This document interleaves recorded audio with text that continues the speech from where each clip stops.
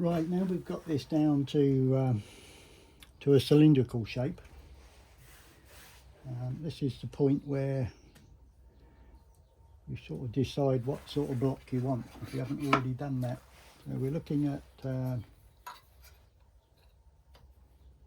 about 7 inches across the top there at the moment. We shouldn't lose any more of that. About 7 inches, just over 7 1/4 across the top. So we should be able to keep all of that. Depending which end you want to start at. So we look here, we've got a few little bits of chunky, horrible looking grain, little divots in it. We've got a crack here. So you sort of decide, is this the top or is this the top?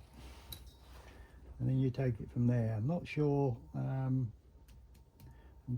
Probably what I'm gonna do is make this the top. I shall part this off. So I shall separate 2 pieces. So I'm going to come down here probably about 4 inches. Draw a line. No, maybe 3.5. Come down 3.5, draw a line. We'll just scroll that on there. So we've got a line.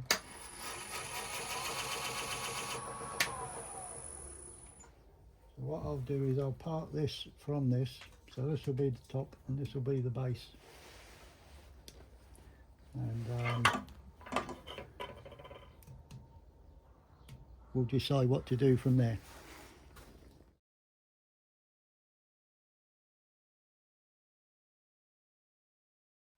So we've parted this from this almost. There's about 3 or 4 inches left in there. So before I get down any further with that, what I want to do is to take some of this away down to probably about 2.5 inches here, and again on the other end, just so I've got a way of holding this in the chuck. And when I'm finished with this one, I've then got a means of holding this one in the chuck. So that's what we're going to do. We're going to take some of this away here and leave a tenon, probably a little bit thicker than this here, so that it grips in the tooling. So that's what we'll do now.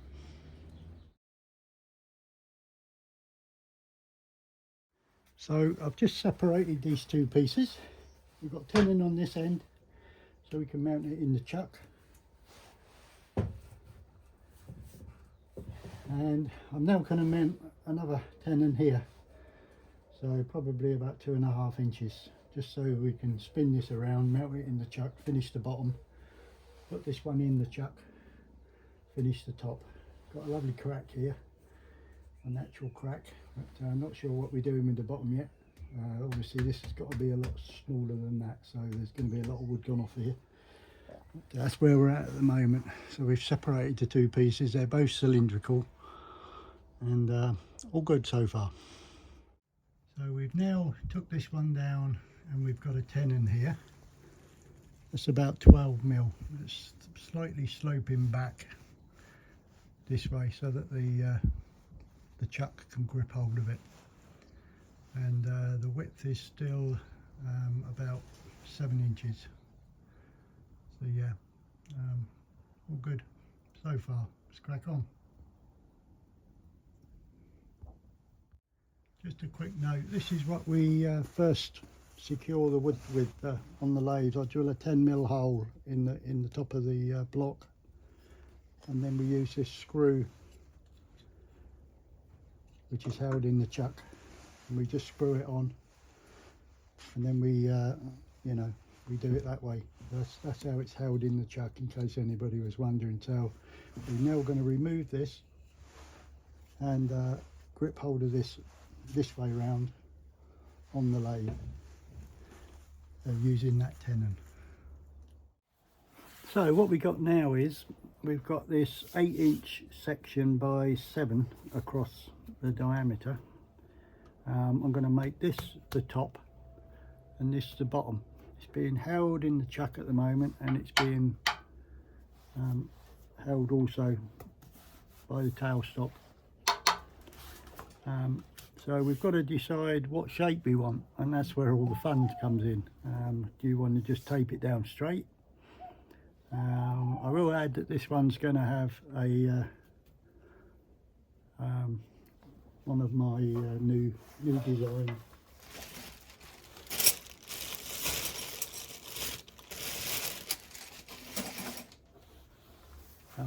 stainless steel leash things put in, so we've got to take the diameter, the inside diameter of this into account when we start taking wood away. So that's where we're at the moment anyway. So what we're going to do is we'll probably just come down. This needs to come down, I think what I'll do is I'll make this the bottom. That way I can sort out this ring up this end. That's what I'll do. Yeah, we'll make this the bottom. And this the top. Yep, that's what we'll do. Decisions made. See how easy it is, guys. What shall we do? Yeah, right, that's what we'll do then. So let's crack on. So what we've done now is this is the top, this is the bottom. So I've brought it down and I've taken away some of this edge here just to try and get it reasonably straight. So we've got a reasonably straight edge there now. And what I also need to do is to take away a little bit of this and take it back down to the inside diameter of this. So I've got to take this down to allow for this to go on with a little bit of wood just slightly sticking out the other side. So let's crack on with that.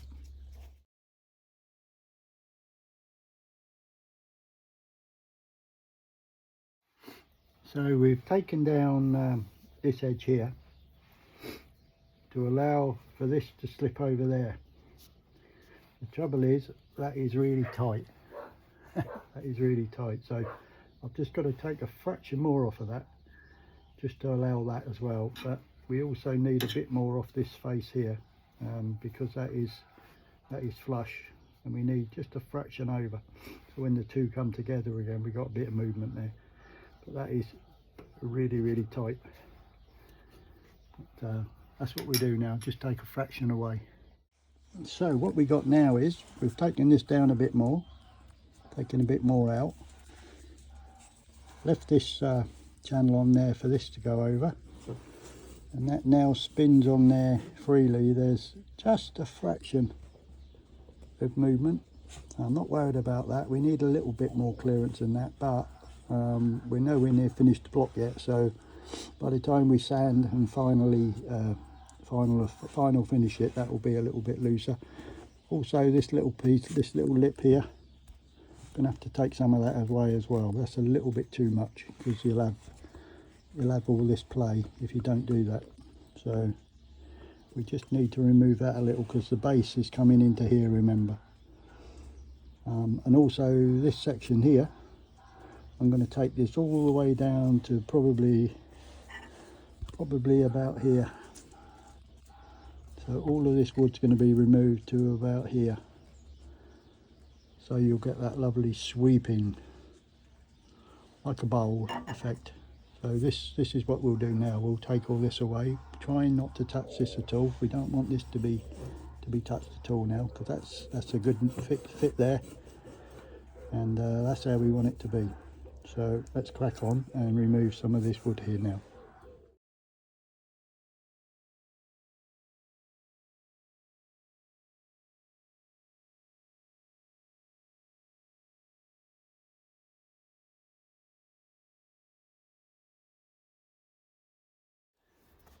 So we've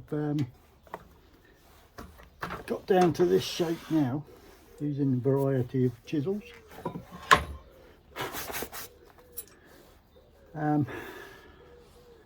This still fits on there a treat. We've still got to remove some of this.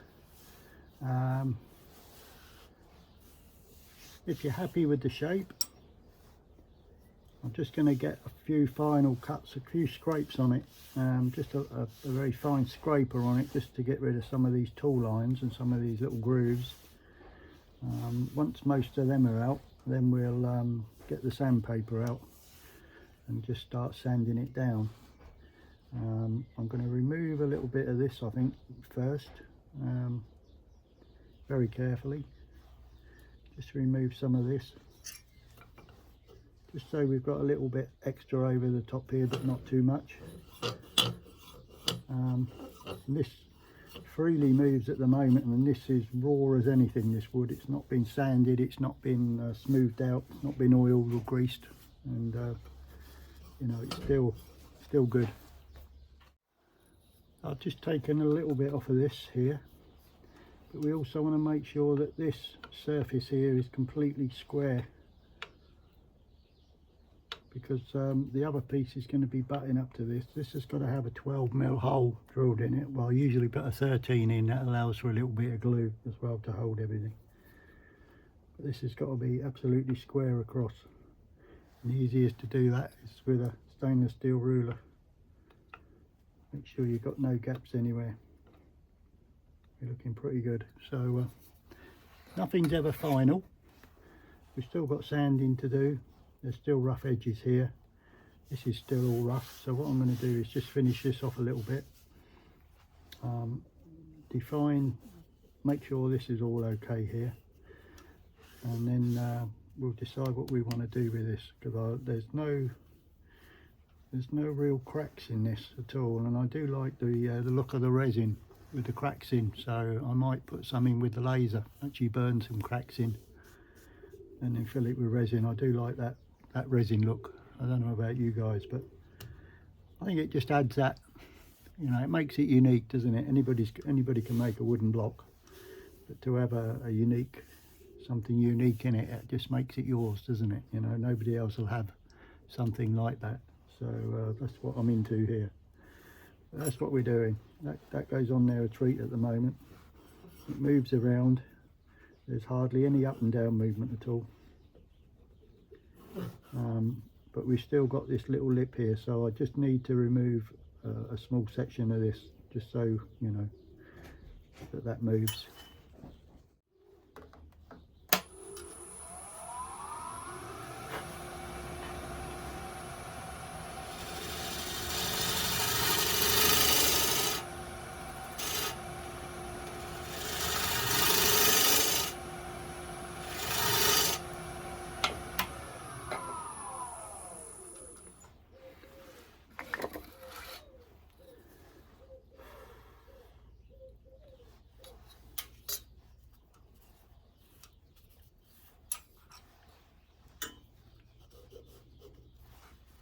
It's a bit better, not too much there now,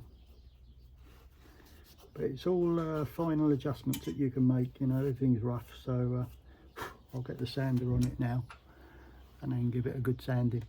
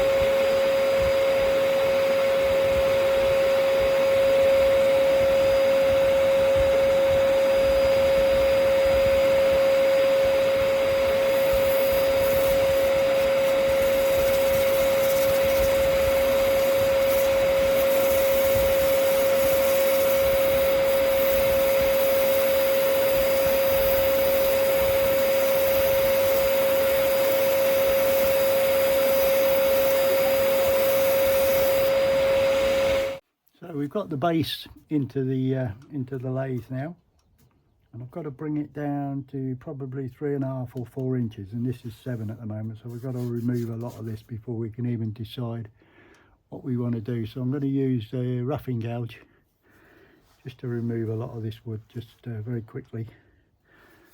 So let's crack on.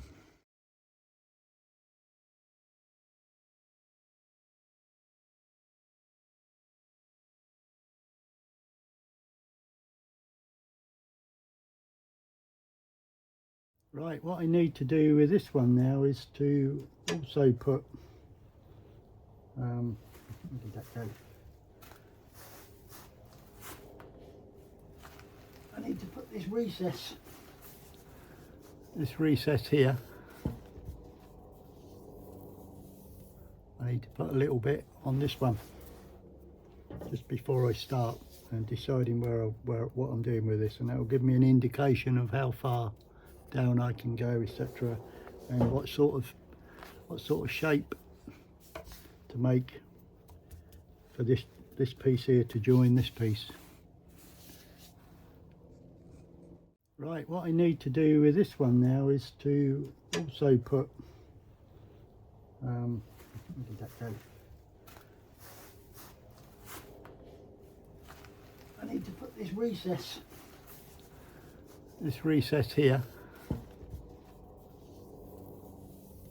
I need to put a little bit on this one just before I start and deciding what I'm doing with this, and that will give me an indication of how far down I can go, etc., and what sort of shape to make for this piece here to join this piece.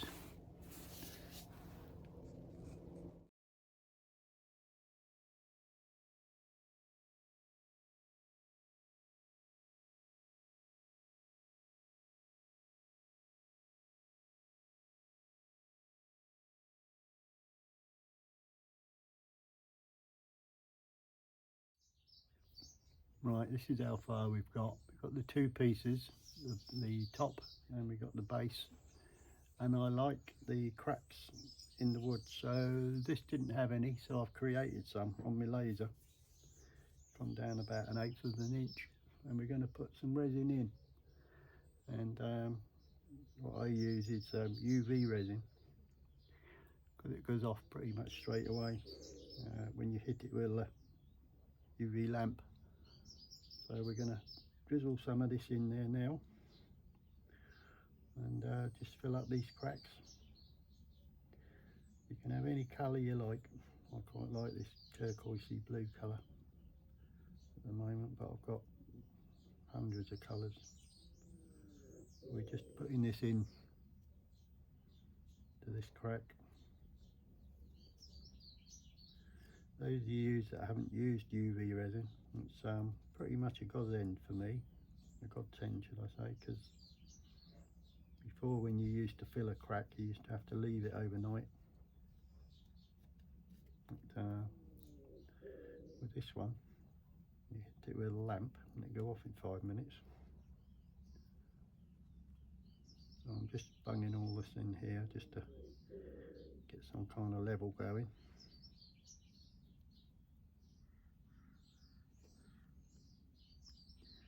Don't worry about it sinking at this point. So we just want a thin layer over the top at the moment. Not completely worried about all the voids. Let's get off some of this stuff that we put on. So you can see it's flowing through all them veins there at the moment. So what we do now is we got this UV lamp, and then we just hit it with the lamp. This is actually rock hard at the moment.